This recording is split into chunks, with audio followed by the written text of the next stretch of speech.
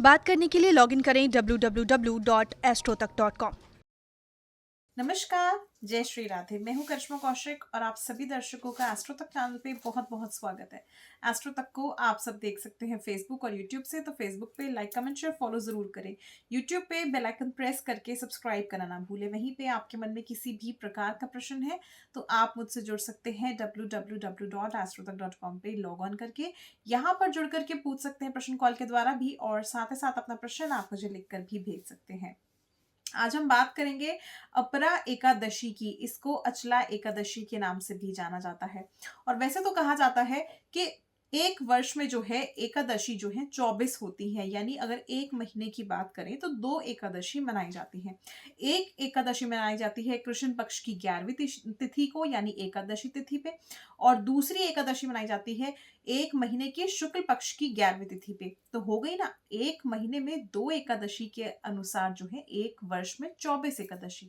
मगर वहीं पे जब अधिक मास पड़ जाता है तो वो एकादशी जो होती है 24, वो बढ़ करके 26 एकादशी हो जाती है, क्योंकि एक महीना जो है एक्स्ट्रा हो जाता है, जिसके कारण उसमें जो 2 एकादशी आती हैं वो बढ़ करके 26 की संख्या हो जाती है। हम आज बात करेंगे अपरा या अचला एकादशी की। ये जो एकादशी पड़ती है ज्येष्ठ मास के कृष्ण पक्ष की एकादशी तिथि पे पड़ती है। इस वर्ष जो है 26 मई 2022 को पड़ेगी अचला एकादशी। क्योंकि अगर देखा जाए तो तिथि तो आरंभ हो जाएगी 25 मई 2022 को सुबह 10:32 पे ही।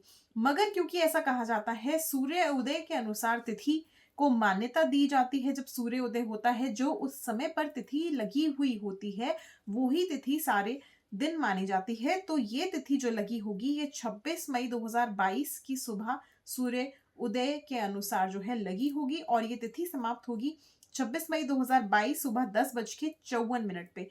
तो उदय तिथि के अनुसार 26 मई 2022 को मनाई जाएगी अचला एकादशी।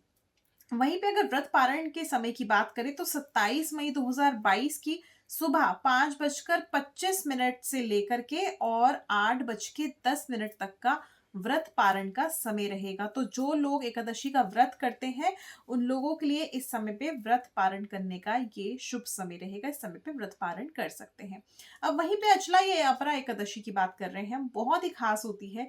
इस समय पे अगर देखा जाए तो भगवान विष्णु जी की कृपा प्राप्ति के लिए, माता लक्ष्मी जी की कृपा प्राप्ति के लिए ये एकादशी तिथि का व्रत किया जाता है।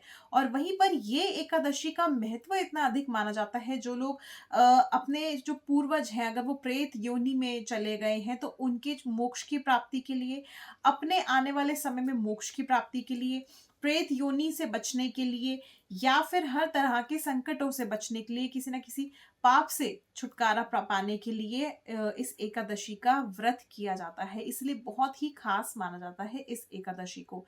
इस दिन पितरों को प्रसन्न करने का भी बहुत खास दिन माना जाता है, यानी इस एकादशी तिथि पर आप जो है अपने पितरों को भी प्रसन्न कर सकते हैं। उनके नाम से कुछ भी आप दान कर सकते हैं, क्योंकि एकादशी तिथि पर दान का महत्व बहुत अधिक माना जाता है। इसलिए इस दिन अन्न का दान करना, पीले वस्त्रों का दान करना, या किसी अन्य तरह के वस्त्र का दान करना, फल का दान करना, जल का दान करना बहुत खास माना जाता है।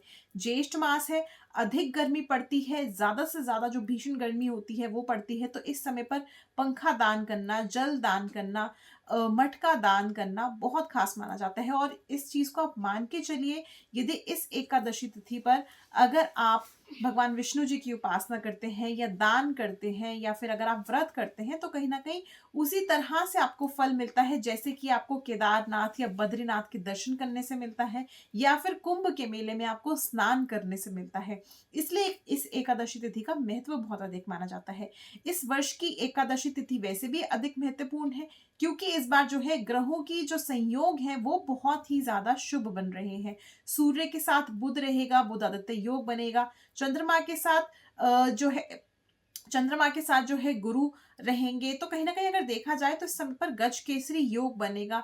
तो बहुत ही खूबसूरत योगों का निर्माण भी हो रहा है और कहीं न कहीं अगर आप कोई अपना शुभ कार्य करने की सोच रहे थे, तो ये समय आप लोगों के लिए बहुत अच्छा रहेगा कि आप इस समय पे ग्रहों की स्थिति देख कर के, नक्षत्र को देख कर के आप जो है इस समय पर कोई भी कार्य जो है बिना किसी मुहूर्त के आसानी से कर सकते हैं।